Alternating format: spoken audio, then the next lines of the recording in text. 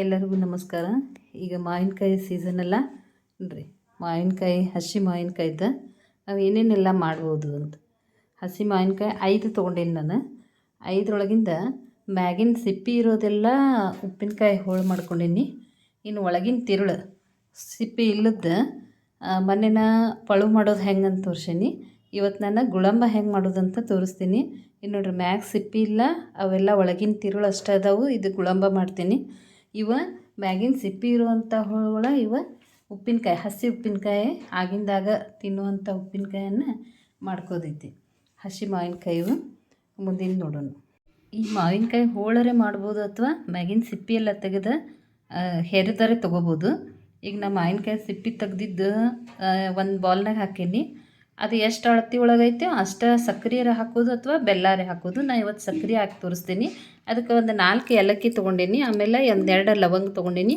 ಇವನ್ನ ಸಣ್ಣದಾಗಿ ಏನು ಮಾಡೋನು ಜಜ್ಜೋನು.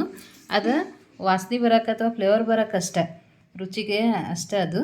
ಅದಕ್ಕೆ 3 ಏಲಕ್ಕಿ ತೊಗೊಂಡೀನಿ ಮತ್ತು 2 ಲವಂಗ ತೊಗೊಂಡೀನಿ. ಅದನ್ನು ಸಣ್ಣದಾಗಿ ಕುಟ್ಟಿಟ್ಕೊಳ್ಳೋನು. ಈ ಮಾವಿನಕಾಯಿ ಹೋಳೆಲ್ಲ ಸ್ವಲ್ಪ ತುಪ್ಪ ಹಾಕಿ ಅದ್ರೊಳಗೆ ಇವನ್ನ ಹಾಕಿ ಹುರ್ಕೋತೀನಿ. ಸ್ವಲ್ಪ ಮಿದುವಾಗೋ ತನಕ, ಹಸಿ ವಾಸನೆ ಹೋಗೋ ತನಕ ಅವನ್ನೆಲ್ಲ ನಾ ಸ್ವಲ್ಪ ಹುರ್ಕೋತೀನಿ. ನೋಡಿರಿ, ಹೋಳೆಲ್ಲ ಸ್ವಲ್ಪ ಮಿದುವಾಗೋ ತನಕ ತುಪ್ಪದಾಗಿ ಇವನ್ನ ಹುರಿದೀನಿ. ಈಗ ಎಷ್ಟು ಮಾವಿನ ಹೋಳು ಇದ್ದೂ ಅಷ್ಟು ಅಳತೆಯ ಸಕ್ಕರೆಯನ್ನು ಇದಕ್ಕೆ ಸೇರಿಸೋದು. ಅಷ್ಟು ಅಳತೆ ಒಳಗೆ ನಾನು ಸಕ್ಕರೆಯನ್ನು ಇದಕ್ಕೆ ಸೇರಿಸ್ತೀನಿ. ಇವೆರಡು ಕೂಡಿಸಿ ಈಗ ಮಿಕ್ಸ್ ಮಾಡಿ ಹುರ್ಕೊಳ್ಳೋನು. ಇದು ನೀರು ಬಿಡ್ತೈತಿ. ಇದಕ್ಕೆ 2 ಎಳೆ ಪಾಕ ಬರೋ ತನಕ ನಾವೇನು ಮಾಡೋದು, ಇದನ್ನು ತಿರುಗಾಡ್ಕೊತ ಇರೋದು. ಪಾಕ ಇದ್ರೊಳಗೆ 2 ಕೂಡಿ ಮಿಕ್ಸ್ ಆಗಿ ಇದಕ್ಕೆ ಹಳಗಾಗಿ ನೀರು ಬಿಡ್ತೈತಿ. ನೀರು ಬಿಟ್ಟ ನಂತರ ಗಟ್ಟಿ ಆಗೋ ತನಕ, ಅಂದ್ರೆ 2 ಎಳೆ ಪಾಕ ಬರೋ ತನಕ ಇದನ್ನು ತಿರ್ಕೊತ ಇರೋದು. ಹಿಂಗೆ ಇದು ಈಗ ಸಣ್ಣ ಎಳೆ ಬಂದೈತಿ. ಈ ಥರ ಪಾಕ ಬಂದೈತಿ ನೋಡ್ರಿ. ಈ ಥರ ಆದ್ರೆ ಸಾಕು, ಇಲ್ಲಾಂದ್ರೆ ಗಟ್ಟಿ ಆಗ್ತೈತಿ ಭಾಳ. ಇಷ್ಟೇ ಇದು. ಈಗ ಏಲಕ್ಕಿ ಮತ್ತು ಲವಂಗ ಏನು ಜಜ್ಕೊಂಡೇನಲ್ಲ ಅದನ್ನು ಹಾಕ್ಕೊಂಡೇನಿ.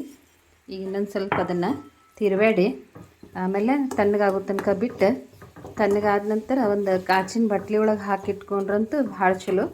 ಅದು ವರ್ಷ ತನಕನೂ ಉಳಿತೈತಿ, ಕೆಡೋದಿಲ್ಲ. ಯಾಕಂದರೆ ಇದ್ರೊಳಗೆ ನೀರು ಬೆರೆಸಿರಂಗಿಲ್ಲ, ಅದಕ್ಕಾಗಿ ಈ ವಸ್ತು ಕೆಡಂಗಿಲ್ಲ. ಗುಳಂಬ ಇದನ್ನು ಚಪಾತಿ ಜೊತೆಗೆ, ಆಮೇಲೆ ದೋಸೆ ಜೊತೆಗೆ, ಬಿಸಿ ರೊಟ್ಟಿ ಜೊತೆಗೆ ಸಹಿತ ತಿನ್ಬೋದು.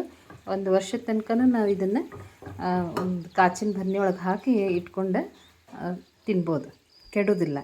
ಈಗ ನಮ್ಮ ಗುಳಂಬ ರೆಡಿ ಐತೆ. ಹಸಿ ಉಪ್ಪಿನಕಾಯಿ, ದಿಢೀರ್ನ ಮಾಡುವಂಥ ಉಪ್ಪಿನಕಾಯಿ. 5 ಮಾವಿನ ಹಣ್ಣನ್ನು ತೆಗೆದುಕೊಂಡೀನಿ ನಾನು.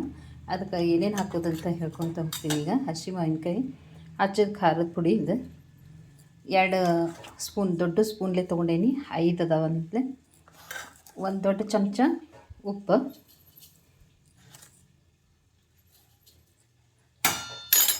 ಆಮೇಲೆ ಕಾಯಿಸಿದ ಎಣ್ಣೆ ಹಾಕೀನಿ 2 ಚಮಚ.